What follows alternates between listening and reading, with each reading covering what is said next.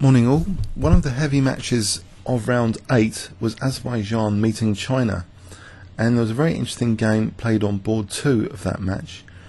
Mamedyarov white against Wang Yue, the Yu Wang, playing black. So let's have a look at that game. Mamedyarov 2729, Yu Wang 2685. So d4, d5, and we saw Slav defense, very popular, rock solid but also sometimes dynamic reputation. Knight f3, knight f6. Now queen b3 is played immediately, putting immediate pressure on d5 and b7. Black takes, releasing a bit the centre for white to have potentially a situation with 2 pawns in the centre. So what downside will this bring potentially if that arises? Well, actually black is keen at the moment to prevent any indication of e4 by playing bishop f5, and white is content now to just fianchetto the bishop. So g3, e6, now bishop g2. After the knight's bd7. Okay, after castle's bishop e7, it looks like Catalan type position. Knight c3, and now black castles, and now this interest in playing e4 is revealed with rook e1, as though e4 might be on the cards. Black prevents that, and at the same time has the option now of knight takes c3, queen b3, and now we see queen b6, which it looks as though white really doesn't want double pawns here if black really is going to take on b3 here. Interestingly though, this next move from white is also offering well, a knight on the rim here, but is attacking e4 here. He plays knight h4, attacking f5. So there's various options black has now: queen takes b3, or bishop takes h4, or knight takes c3. Which one should black play? The most forcing looks queen takes b3. Let's have a quick look at some other options. Queen takes b3 was the game path. On bishop takes h4, white can take on e4 here, and the bishop can return back, or queen takes b3. Okay, and it looks about equal from an engine point of view. So in the game actually queen takes b3 was played, and white did have these bad looking pawns after a takes b. But even more of an issue would appear to be in this position the next move from black, which looks fairly strong. Bishop b4. It looks like a very uncomfortable move to meet here. There's no bishop d2 to parry that. There's no rook to put on c1 here. The rooks can't do anything.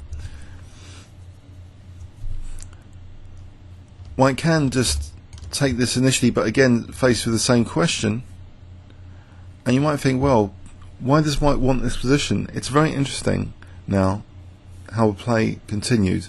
White takes on f5. Okay, he does double black's pawns,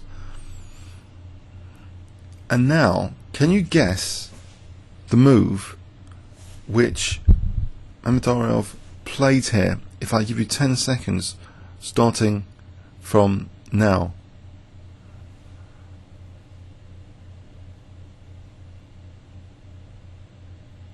Okay, he just gave up the exchange.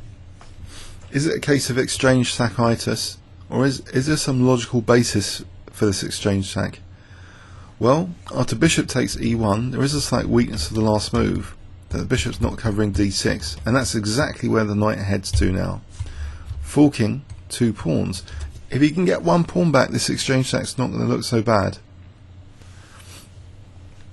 Fascinatingly, you might think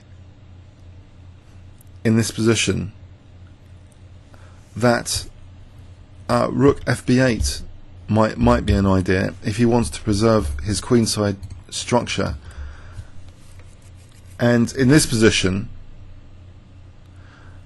you might really think that knight takes f5 is the main option. Just from an engine point of view, knight takes f5 is not really is given that it's about equal. This is from an engine point of view.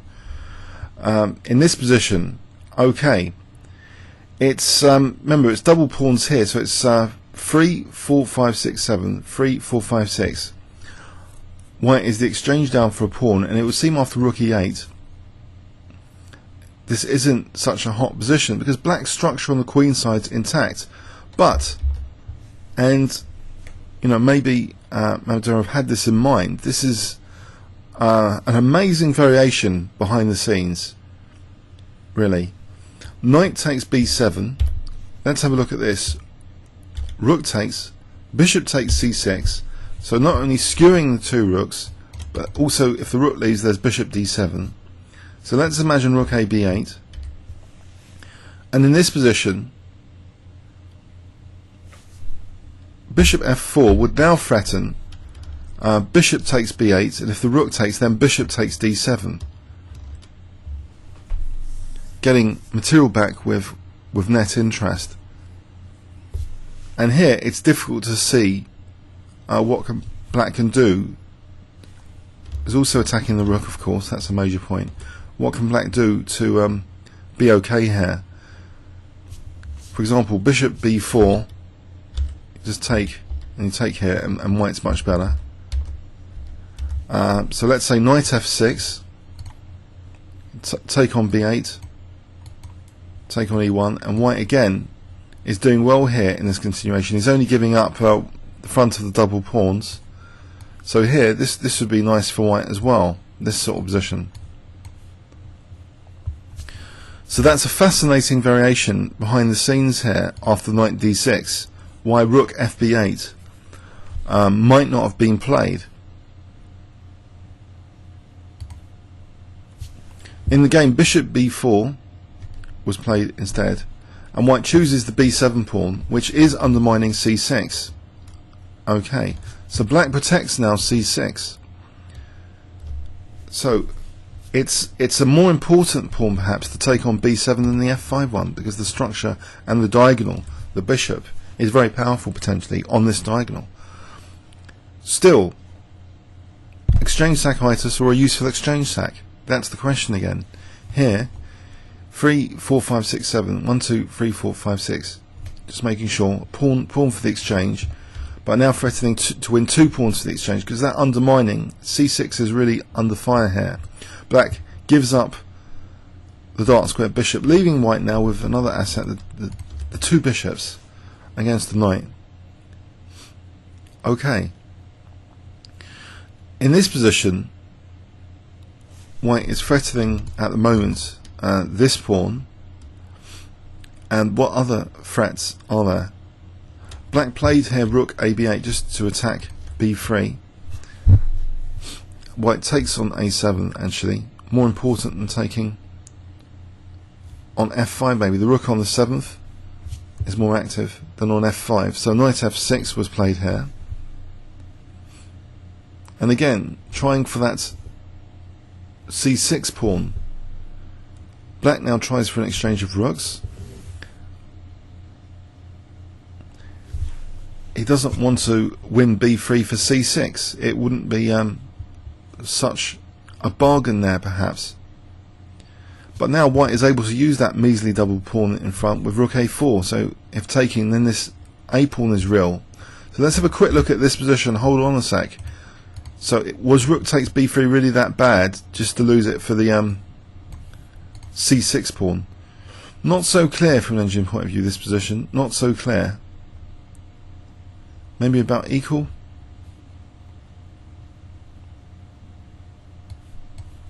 Sometimes it's very difficult to judge these exchange sacks. Very, very difficult. It's not clear cut really.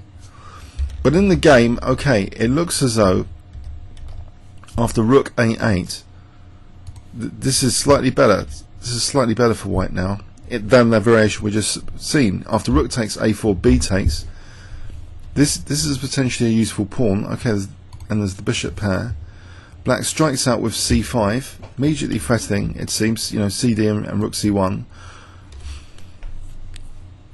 White plays now a move which is geared up for this a pawn. I wonder if you can spot it here, and it's a very neat move showing the power of the two bishops as well as the passed a pawn here. I think it's a very instructive, dynamic move. So if I give you 10 seconds, what did white play in this position?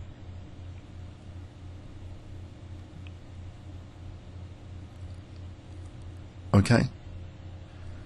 White played bishop f4, surprisingly. Okay, just giving up the d4 pawn.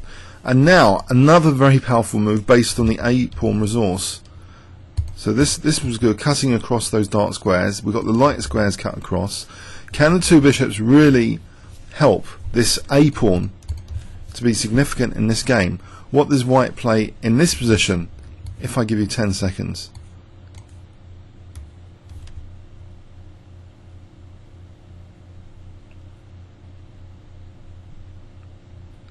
Okay, a great herding move with the bishop. Bishop b7, attacking the rook, and the pawn is about to be herded with these two bishops. Rook c4, a5 threatening a6. Now, black doesn't go immediately behind this pawn. He plays actually knight e4.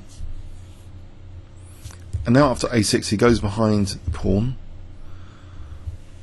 But now, this pawn wasn't alone on the island. The other pawn island is there to the rescue now. I hope you could spot it if I give you 5 seconds. The move now. Okay. b4. Okay, the pawn is coming to the rescue of the other pawn. Knight c3. Okay, stopping b5. And now another brilliant move. I think I cannot see how there can be a better example of two bishops herding the a pawn than this game. I'm just so impressed. I hope you guys are. What is the next move for white, for the two bishops to herd the a pawn and dislocate other pieces? Might be stopping that a8 square. How can you break the communication of other black pieces? That's the clue. So if I give you 10 seconds here, what does white play in this position?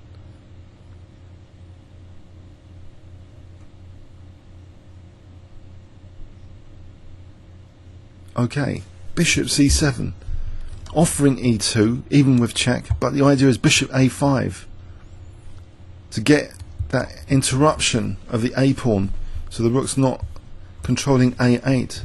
So knight e2 is played, and okay, black's now got a dangerous d pawn of himself as well.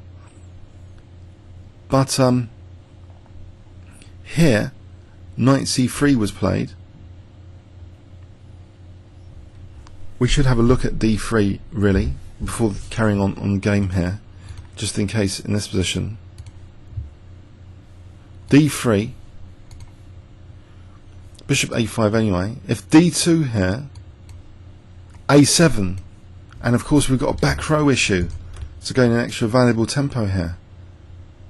So white's doing fine, he's queening first. So king g2, knight c3. And then we see this interruption move, bishop a5. So the knight stumbles back to stop a7 now. But here, of course, there's a very nice resource for white in this position.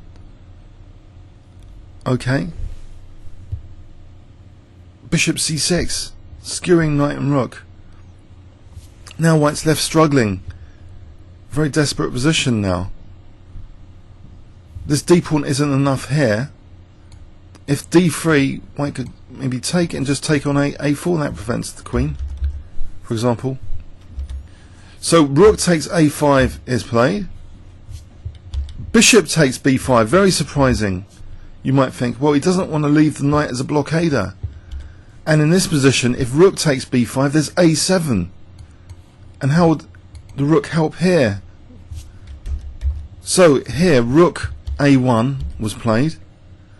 And now the calm bishop c4. So the bishop's not only controlling the d pawn here, but also b5 b6 is on the cards. Black plays d3, desperately giving away that pawn. King f8. It looks as though impending doom really after b6. But is it clear cut now? Because if b7, there's king c7. In this position, the bishop shields the king away, prevents the king from using the c6 square. White plays bishop b5.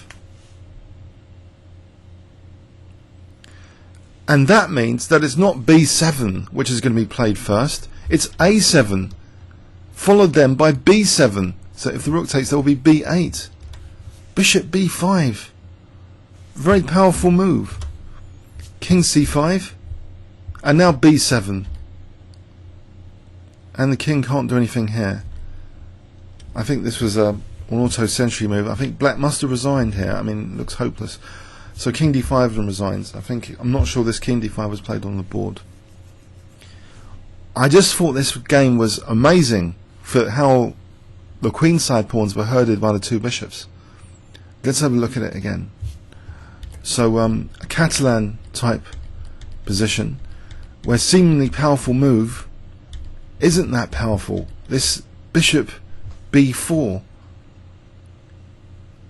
White is uncorking an exchange sack, which we don't really know the full complexity of. Maybe, you know, in some variations black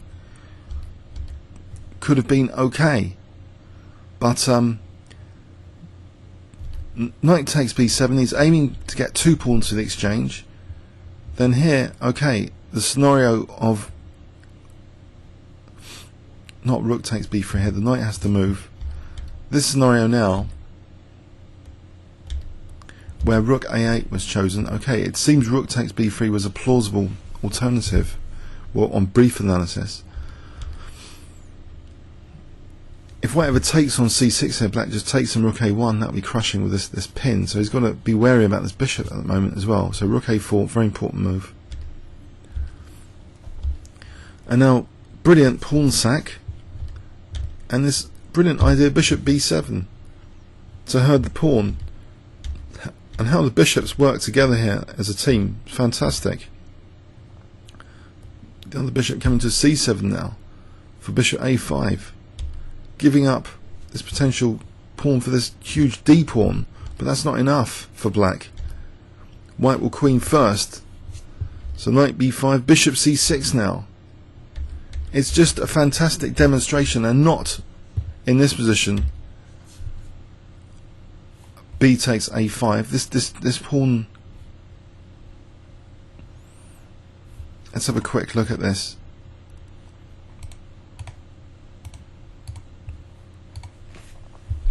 In fact, B takes a5. Maybe it is okay for white, even in this position, no. But I think it might be stronger. No, actually, objectively, let's not get carried away. It seems objectively the move B takes a5 from an engine point of view on a certain depth is stronger than what was played. Even though it seems as though black's knight intuitively is left as a blockader. But it seems bishop takes b5, yeah. But if both ways win, then it's more an academic point. But let's have a look. So knight a7. In this position, bishop d5. Let's say king f8, king f3. This pawn I think is about to be herded. I mean rounded up rather, not herded. This would be a better ending for white, but it's not as fun with the dynamic passed pawns. So let's go back to what was played. Looks intuitively a lot more dynamic anyway. This position, bishop takes b5. And now the engine starts liking white as the dynamism is revealed. This move d3 is not particularly liked either. If black had tried king f8, let's have a look at this. b5 king e7, b6 king d6, a7. This is a critical position. Bishop d5, nice tactic for b7. Get the rook, and this should be winning for white. fascinating variations then. Even if d3 wasn't played, it seems d3 was a strange move there. Okay, and the king was locked out temporarily. So if b7, this would just blow it. In one move, this would totally blow it. This blockade, this dark square blockade, will make it a lot more difficult perhaps for white to win if white's still got any advantage. So this key move here, bishop b5, I have to ask, is it actually blown completely if b7 was played? Is there any way for white to win this position? It would be about equal for a long time probably. Maybe not losing for white because the rook's tied down in any case. So anyway, but bishop b5, so a7 and b7 on the cards, and now it's clearly winning. Okay, b7, I imagine that was the last move of the game. A very impressive demonstration, I hope you'll agree, of the past pawns and the bishop pair. Comments or questions on YouTube? The match score, by the way, yesterday between China and Azerbaijan was 2-2. Okay, thanks very much.